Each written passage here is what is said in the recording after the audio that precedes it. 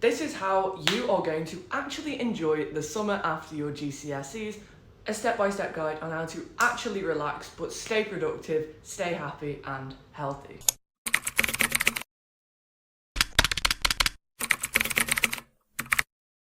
Hello guys, welcome back to my channel and welcome back to another episode of this GCSE series, which is drawing to a close. First thing that I want to say to you guys is a massive congratulations if you have just finished your exams. This is definitely something to be very, very proud of. I have created an ultimate guide on how to actually enjoy your summer. Trust me, GCSE summer can be a little bit of a struggle sometimes. You have no structure, you can get lonely, you can get stressed and nervous about the future, but don't worry, this is what you're going to do to properly relax and enjoy it. So the first thing that you need to do before anything else is celebrate. Please celebrate finishing your exams. I don't want to see anybody go home and just get in bed and start doom scrolling.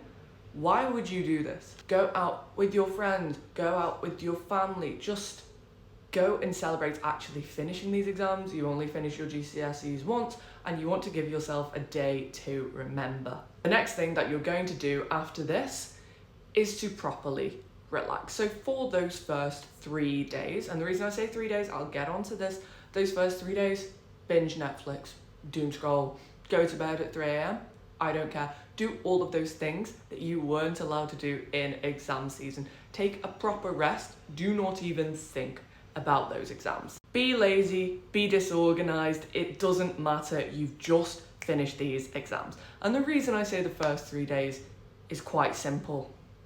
After this, you're going to start getting bored. If you're just isolated in your room all day on TikTok, on YouTube, on Netflix, you're going to get bored and you're probably going to get lonely, and we don't want this. The first thing I recommend you do is to rediscover old hobbies, whether this be baking, reading fiction, knitting, a certain sport, whatever it may be. Or try and discover a new hobby. Try something new that can help you relax, that isn't necessarily just wasting time on your phone. And the next thing you want to do is create a routine. This is very important because year 11 summer is probably the first time that you have been given complete freedom over your time. Nobody is stood there telling you to do this, to go this place, to study this. You have to decide what you do with your time, and this can be quite daunting. However, step one is always to create a routine. And no, this doesn't have to be wake up at 6 a.m, take a cold shower, nothing like that. But incorporating exercise, a regular bedtime, and good eating habits forms the foundations of a good routine. I would always start this by sorting out your bedtime. Summer after GCSEs, everybody kind of lets this slip.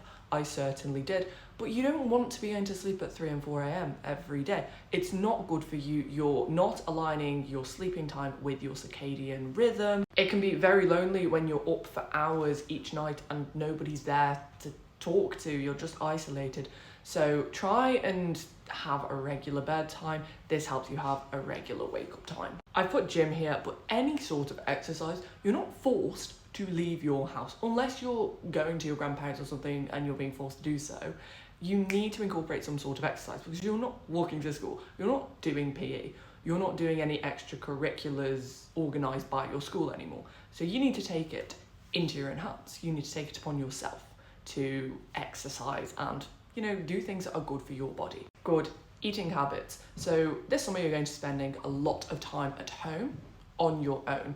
And this might not be something that you're used to. However, you're going to be cooking for yourself, and it might even be nice to cook for your family, your parents when they get home from work. And this may become a hobby. Maybe you'll start enjoying cooking. But eating 3 meals a day, 3 snacks, and making sure it's not just instant noodles, cereal,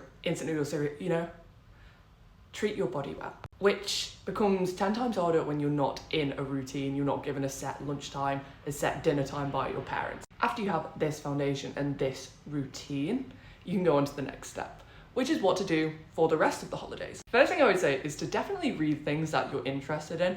Again, it's so tempting to just lie in bed all day and scroll on social media. That's not going to make you happy, and that's going to destroy your attention span before you go on to the next stage of your life, whether it be A-levels, college, an apprenticeship. You don't want that.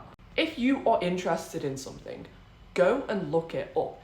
You can learn for the sake of learning now. If there is just a specific thing that you find yourself thinking, I wonder how that works. Go and figure it out. There's nobody pressuring you to learn anymore. You don't have to do it in a certain way, but if there's something that you're interested in, you should follow it up, because this will help you massively this time next year, especially if you're thinking about going to university and writing a personal statement. But even if not, it's just helpful for you to explore your interests, because this can help guide you, this can help you decide on a career path. I would recommend planning out your days or your week just to give yourself some structure. If you can say, okay, I'm going to go and visit my grandparents at 3 p.m. and at 5 p.m. I'm going to take the dog for a walk, and at 1 o'clock I'm going to make lunch, and maybe I'll listen to this documentary or this podcast while I'm making lunch. This gives you goals, and this provides structure, which again can give you some sort of sense of achievement when it's finished. This is something that I definitely struggled with the summer after my GCSEs. I felt like I didn't really have any sense of achievement, because I felt like I wasn't achieving anything because I wasn't studying and I wasn't achieving goals. Though by doing this, even though you're not reaching academic goals, you're reaching personal lifestyle goals. Obviously, do any work that your sixth form has set to you. You don't need to worry about this, especially in the first few weeks, but it will be good to start looking at it. And as well as this, if you have time, you find yourself curious, do summer work that's set for other subjects as well, because this can help you explore your interests. What A-levels do you actually want to do? You might have taken psychology and now you're doing the psychology summer work and you think, I don't like this. And finally, look for a job or some sort of work experience. I know this is probably the last thing that you want to hear, but when you have a job, it provides you with a sense of routine as well. And also, when you have a job when you're 16, no matter how much you're earning, it feels like a lot of money. When I was 16, I got a job at a supermarket and I was on something like £7.50 an hour. And this was a lot of money to me at the time. And like, I felt so free. I was like, I can save up, I can learn how to drive, I can buy myself clothes. Like, this is crazy. I don't need to rely on my parents for this. It gives you a sense of freedom, and it also provides structure. Work experience similarly will help you when you're thinking of things that you can do after sixth form, or just things to write in your personal statement. Again, getting a job though, don't put too much emphasis on it. Don't spend like 9 hours a day applying for jobs, because if I'm honest, a lot of time getting a job when you're 16 is luck of the draw. Sometimes companies, like if you apply to a restaurant to be a waitress or a supermarket or any sort of job, if you have no experience, they won't even look at your application. This obviously depends if you've got friends or family who, I don't know, can give you a job or help you out in some way, but like I said, that's luck of the draw. You can't necessarily guarantee that you'll get something, and if you don't get a job this summer, that is not a reflection of your skill in any way. It's just purely the fact that you don't have experience. All in all, I want to tell you a massive congratulations for finishing your exams. Please take this summer to rest, recharge, but use it to explore things that you're interested in. Don't waste it away. Do things that will actually help you enjoy it. Spend time with your friends, spend time with your family.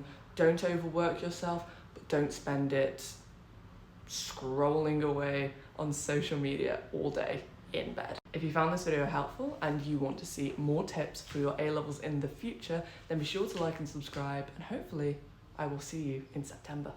Bye guys.